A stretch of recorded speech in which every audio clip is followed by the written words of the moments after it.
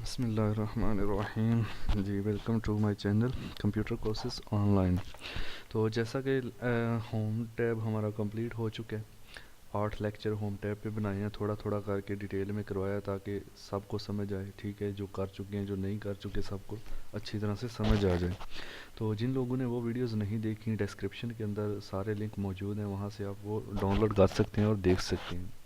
तो आज हम माइक्रोसॉफ्ट वर्ड का ही अगला टैब स्टार्ट करने लगे हैं जिसका नाम इंसर्ट टैब है। ठीक है, तो इसमें जो टॉपिक हमने आज डिस्कस करना है वो how to insert table, table को इंसर्ट कैसे करना है और टेबल की प्रॉपर्टीज़ के बारे में पढ़ना है। ठीक है, बहुत ही इम्पोर्टेंट कमांड है वर्ड के अंदर। तो चलिए वर्ड को ओपन कर लेते हैं अपना माइक्रोसॉफ्ट वर्ड, तो स्टार्ट करते हैं। ठीक है जी, उसी तरह से वर्ड ओपन कर लेते हैं जैसे मैंने आपको तरीका बताया हुआ है। Blank page, insert. एक बात का ध्यान रखना है जी, जहाँ पे हमारा कर्सर होगा टेबल, ये टेबल का ऑप्शन है, ये पेज कवर वगैरह हम बाद में देखेंगे। ठीक है, तो ये इतना इंपॉर्टेंट नहीं है इसलिए इसको एंड पे कर लेंगे। तो टेबल सबसे पहले इंसर्ट, ये होम हम कर चुके हैं, डिस्क्रिप्शन के अंदर लिंक मौजूद है, जिन्होंने ये चीज़ें नहीं पढ़ी वहाँ से देख सकती हैं। इंसर्ट के अंदर आते हैं तो टेबल, जहाँ पे कर्सर हमारा ब्लिंक कर रहा होगा वहाँ से हमारा काम स्टार्ट होगा। ठीक है, टेबल पे जब क्लिक करते हैं एरो पे तो ड्रॉप डाउन एक लिस्ट ओपन होती है। इसमें देखें इंसर्ट, ड्रॉ, टेबल वगैरह के ऑप्शन है, इनको बाद में देखते हैं, पहले यहाँ पे आ जाएं। यहाँ पे देखें आपके पास, मैं अगर इस पे क्लिक करता हूँ पीछे आपको 2 कॉलम जो है उसने बना के दे दिए। ठीक है, इस तरह आगे चलते जाएं, जिस तरह आप जितनी सिलेक्शन करेंगे उतना टेबल आपका ऐसे बनता जाएगा। ठीक है, कॉलम कम करने हैं तो ये, अब कॉलम और रोज़ का कंसेप्ट आपको मैं इसमें ज़रा बता दूँ। ये एरिया जो वर्टिकल होता है इस तरह, ये कॉलम कहलाता है। ठीक है, अभी इसमें कितने कॉलम्स हैं, 1 2 3 4 5 6 और 7 कॉलम्स हैं। ठीक है, और रोज़ क्या होती हैं, ये रोज़ होती हैं इस तरह से हॉरिजेंटल। हॉरिजेंटल अगर देखा है, एक रो, ये दूसरी रो, ये तीसरी रो। ठीक है, ये चौथी रो, रो नंबर 5 6 एंड 7। तो रोज़ हॉरिजेंटल और वर्टिकली कॉलम्स को काउंट किया जाता है। ठीक है, जो भी टेबल इंसर्ट करते हैं उसके ऊपर ये एक आपको निशान बना नज़र आएगा, जब इसको सिलेक्ट करते हैं तो पूरा टेबल आपका सिलेक्ट हो जाता है और आप इसको उठाकर कहीं भी ऐसे नीचे ऊपर मूव भी इससे कर सकते हैं। ठीक हो गया, इससे आप इसको मूव भी कर सकते हैं, एक चीज़। दूसरी, देखो यहाँ पे आप देखें व्यू तक बटन है हमारे पास, रिव्यू एंड व्यू। लेकिन जब मैं टेबल के अंदर क्लिक करूँगा तो आपके पास एक दो बटन और आ जाएंगे, एक डिज़ाइन का और एक लेआउट का। ये दोनों टेबल की प्रॉपर्टीज़ के बटन हैं। ठीक है, प्रॉपर्टीज़ से मुराद है इसके, इसको यूज़ टेबल के ऊपर ही ये सारे फंक्शन अप्लाई होते हैं, तो इनको भी इंशाल्लाह इसमें डिस्कस करते हैं थोड़ा थोड़ा करके। सबसे पहले तो मैंने ये कॉल बना ली है, टेबल एक बना ली है। मैं चाहता हूँ कि मुझे अब ये वाला कॉलम जो है वो नहीं चाहिए। ठीक है, ये वाला कॉलम बीच वाला, इसमें मैं कुछ लिख भी देता हूँ ताकि आपको समझ आएगी। इधर मैंने 1 लिख दिया, इधर मैंने 3 लिख दिया। अब मैं चाहता हूँ कि नंबर 2 कॉलम मुझे नहीं चाहिए, इसको डिलीट करना है। आप इसको ऐसे सेलेक्ट कर लेंगे। ठीक है, माउस से आपने ऐसे ड्रैग करना है और नीचे की तरफ सिलेक्शन ले लेनी है। सेलेक्ट करने के बाद राइट क्लिक करें इस पे राइट क्लिक करें ऐसे, और इसको डिलीट कॉलम पे यहाँ से क्लिक कर देंगे तो आपका ये भी कॉलम, देखो नंबर 2 कॉलम डिलीट हो गया, जो तीसरा था वो इधर आके मिल गया। ठीक है, इसी तरह से इधर से हम कोई रो डिलीट करना चाहते हैं तो ये मैंने कुछ लिखा, रो नंबर 2 को डिलीट करना है, ऐसे सेलेक्ट की पूरी रो को सिलेक्ट करने के बाद राइट क्लिक करने के बाद डिलीट सेल पे क्लिक करेंगे। ठीक है, डिलीट सेल, और इसको शिफ्ट सेल लेफ्ट, इसको छेड़ने की ज़रूरत नहीं, इधर ही आप ओके कर दो। ठीक है, तो आपकी ये जो सिलेक्टेड रो है वो डिलीट हो गई। इस तरह से हम कॉलम या रो को डिलीट करते हैं। अब बात कर लेते हैं इसके अंदर कॉलम्स या रो को ऐड करने की। एक बात याद रखें जी, जब भी आप बाहर क्लिक करेंगे ना ऐसे, तो ये दोनों बटन गायब हो जाएंगे। ये तब आएंगे जब आप टेबल के ऊपर या अंदर टेबल के क्लिक करेंगे कहीं भी। ये देखो दोनों आ गए हैं। ठीक है, बाहर क्लिक करने से गायब, इसके अंदर क्लिक करने से वापस आ जाते हैं। अब सबसे पहले तो इस टेबल के लेआउट पे चलते हैं।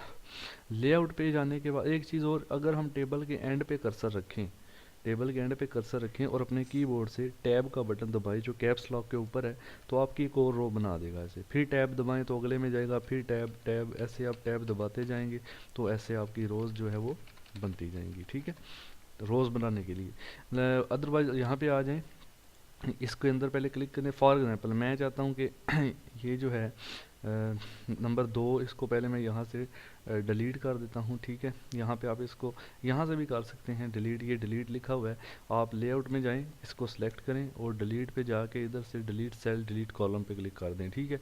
इसी तरह ये डिलीट हो जाएगा। इसी तरह इसको सेलेक्ट करें, ये रो डिलीट करनी है, डिलीट पे जाएं और डिलीट रो पे क्लिक कर देंगे तो ये डिलीट हो जाएगा।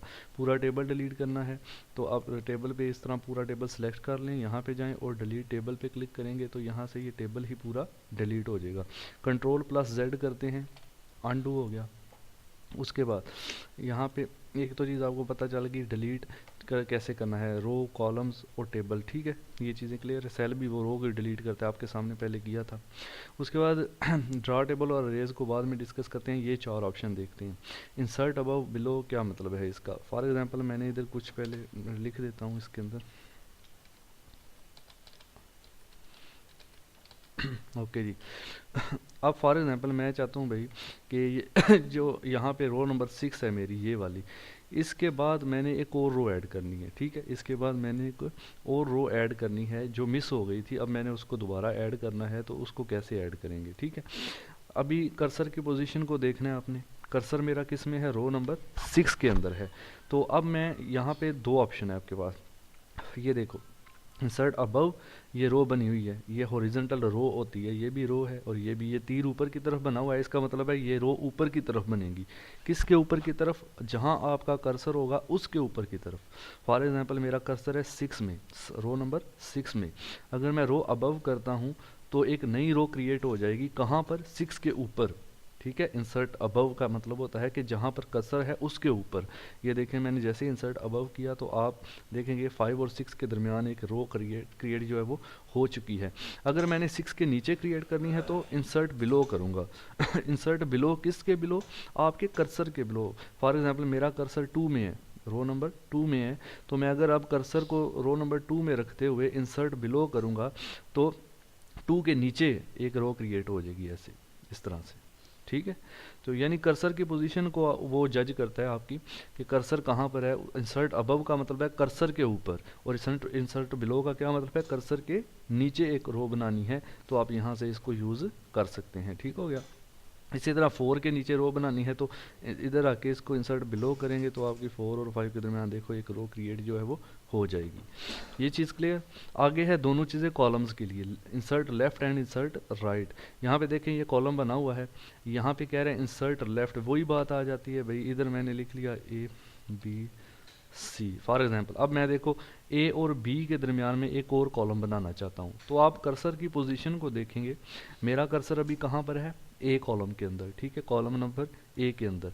तो कर्सर होना चाहिए, ज़रूरी नहीं कि ए के साथ। कर्सर हमारा इस कॉलम में है तो जब लेफ़्ट की बात आएगी तो इस कॉलम के लेफ़्ट की बात आएगी, जब राइट की बात आएगी तो इसी कॉलम के राइट की बात आएगी, ठीक है। जैसे ही मैं इंसर्ट लेफ़्ट करता हूँ तो आप देखेंगे कि ए के पीछे एक और कॉलम जो है वो ऐसे क्रिएट हो जाएगा। ये देखो ए के पीछे एक और कॉलम क्रिएट हो गया। इसी तरह बी में कर्सर है, अगर मैं इंसर्ट राइट करता हूँ तो मेरा लेफ़्ट राइट नहीं काउंट होगा, बल्कि जो बी कॉलम है उसका लेफ़्ट राइट काउंट होगा। और बी कॉलम का आप देख लें ये राइट साइड बनती है, तो यहाँ पे आप देखेंगे इंसर्ट राइट पे क्लिक करेंगे तो ये बी के राइट साइड पर एक आपको कॉलम बना के दे देगा, ठीक है। तो इस तरह से इंसर्ट लेफ्ट, जहाँ कर्सर होगा कर्सर के लेफ्ट साइड पर कॉलम बन जाएगा। इंसर्ट राइट से जहाँ कर्सर होगा वहाँ पर कर्सर के राइट साइड पर एक नया कॉलम बन जाएगा। इधर सी में कर्सर है तो सी के इस तरफ मैंने बनाना है, तो यानी सी और 1 के दरमियान, तो इंसर्ट राइट पे क्लिक करूँगा तो आप देखेंगे कि इंसर्ट राइट एक कॉलम ये नया बनेगा, ठीक है। इसी तरह रोज़ और कॉलम इंसर्ट करने का क्लियर कॉन्सेप्ट जो है वो आपका क्लियर हो गया होगा। इस बटन को क्लिक करने से ये भी वही चीज़ें आ जाती हैं, ठीक है। जो कर्सर के नीचे जैसे ही पूरा सिलेक्टेड था, जैसे ही मैंने उसको यहाँ पे देखें आप शिफ्ट सेल डाउन किया तो इसी तरह का एक और नीचे बन गया, सेम कॉपी इसकी नीचे बन गई है। ये वही चीज़ें हैं, यहाँ से आप ऊपर से कर सकते हैं इसको यूज़, ठीक है। तो इसके अंदर लेआउट है, लेआउट में हमने डिलीट का देख लिया, ठीक है, डिलीट वगैरह कैसे करते हैं, इंसर्ट रोज़ कॉलम्स को इंसर्ट वगैरह कैसे करते हैं, ठीक है। ये चीज़ आपकी क्लियर होनी चाहिए सबसे पहले तो। उसके बाद है ये मर्ज मर्ज सेल का एक ऑप्शन है, मर्ज सेल। ठीक है, मर्ज सेल का मतलब होता है कि दो, ये सेल का मतलब है कि ये एक सेल है, जैसे ए मैंने लिखा हुआ है ना, एक सेल, ये एक बॉक्स बना हुआ है, इसको सेल कहते हैं। जिसमें 1 लिखा हुआ है, ये एक छोटा सा सेल है। तो अब मैंने कहता हूँ कि मैं ये दो जो सेल हैं इन दोनों को मर्ज करना है। जिनको मर्ज करना है ऐसे सिलेक्ट कर लेंगे और फिर मर्ज वाले बटन पे क्लिक कर देंगे ऐसे, तो आपके पास ये दोनों मर्ज हो जाएंगे। देखो अभी बाहर क्लिक किया, वो बटन गायब। अब मैंने करना है मर्ज इन इन चारों को, ऐसे इन चारों को सिलेक्ट किया, लेआउट में गए और यहाँ से मर्ज पे क्लिक करेंगे ऐसे, तो ये दोनों देखो एक बन गया, अब एक पूरा सेल बन गया, चारों मर्ज हो गए, इकट्ठे हो गए। इस तरह से आप किसी रो को ऐसे मर्ज करना चाहते हैं, आप इसे सेलेक्ट करें और मर्ज पे क्लिक करें तो आपकी वो रो मर्ज हो जाएगी। इसी तरह किसी कॉलम को करना है, ऐसे सेलेक्ट करें कॉलम को और मर्ज करें, सारा मर्ज हो जाएगा। तो जितना भी करना हो, जैसे भी करना हो, आप इसको यूज़ कर सकते हैं। इसके अलावा इसकी रोज़ को साइज़ बड़ा करना है। आप देखें इस रो की लाइन के ऊपर ऐसे जब तीर को रखेंगे तो एक प्लस का निशान सा ऐसे बन जाएगा। ठीक है, एक इसको फिर बटन प्रेस करें लेफ्ट माउस का, दबा के इसको ड्रैग कर लें नीचे की तरफ ऐसे। ठीक है, ऐसे तो आपकी रो का साइज, जिस रो का साइज़ बढ़ाना है ऐसे उसको लाइन से पकड़ें और नीचे की तरफ उसको ऐसे ड्रैग कर लें। नीचे या ऊपर की तरफ आप छोटा करना है तो इधर से कर सकते हैं, इसको ऐसे यूज़ कर सकते हैं। बड़ा हो गया साइज़। यही चीज़ कॉलम पे यूज़ होती है। अगर आप कॉलम की वर्टिकल लाइन को, किसी भी लाइन को ऐसे पकड़ते हैं ऐसे, तो इसको इधर मूव करते हैं, छोटा साइज़ हो गया। देखो इसको मैं इधर मूव करता हूँ, इसका साइज़ और छोटा है। जिस तरह आपने करना है उस लिहाज से आप इसके साइज़ की एडजस्टमेंट जो है वो ऐसे लाइनों को पकड़ के इजीली कर सकते हैं। ठीक है, इस तरह से टेबल की रोज़ को छोटा बड़ा करना है साइज़ आपने, और टेबल के कॉलम्स को करना है तो आप इस कॉलम की वर्टिकल लाइन को पकड़ के इधर उधर जिधर भी मूव करना है आप इसका साइज़ छोटा बड़ा इजीली कर सकते हैं। ठीक है जी। उसके बाद है स्प्लिट सेल। क्या होता है इसका मतलब होता है तकसीम, सेल को तकसीम कर देना। एक होता है ना मर्ज सेल, यानी ये चार हैं, इनको मैंने इकट्ठा करना है तो मर्ज पे क्लिक कर दूंगा, ऐसे इकट्ठे हो जाएंगे। ये करता है तकसीम का काम। ठीक है, जैसे ही मैंने इसके अंदर क्लिक किया, कर्सर इसके अंदर होना चाहिए, जिसको तकसीम करना है सेल को उसके अंदर कर्सर होना चाहिए। कर्सर इधर रखा, फिर इस पर क्लिक करूँगा स्प्लिट सेल के ऊपर, ऐसे पूछेगा जी सेल के नंबर ऑफ़ कॉलम्स आप कितने बनाना चाहते हैं। मैं कहता हूँ यहाँ से आप 2 3 4 जितने करने हैं कर लें। ठीक है, 3 कर दिए। फिर कहता है नंबर ऑफ़ रोज़ कितनी बनानी है। मैं कहता हूँ नंबर ऑफ़ रोज़ 2 बना दो। अब इस सेल के जिसके अंदर कर्सर है 3 कॉलम बना देगा और 2 उसकी रोज़ बना देगा। ओके, ये देखो 1 2 3 कॉलम, यानी एक, दूसरा ये, तीसरा ये।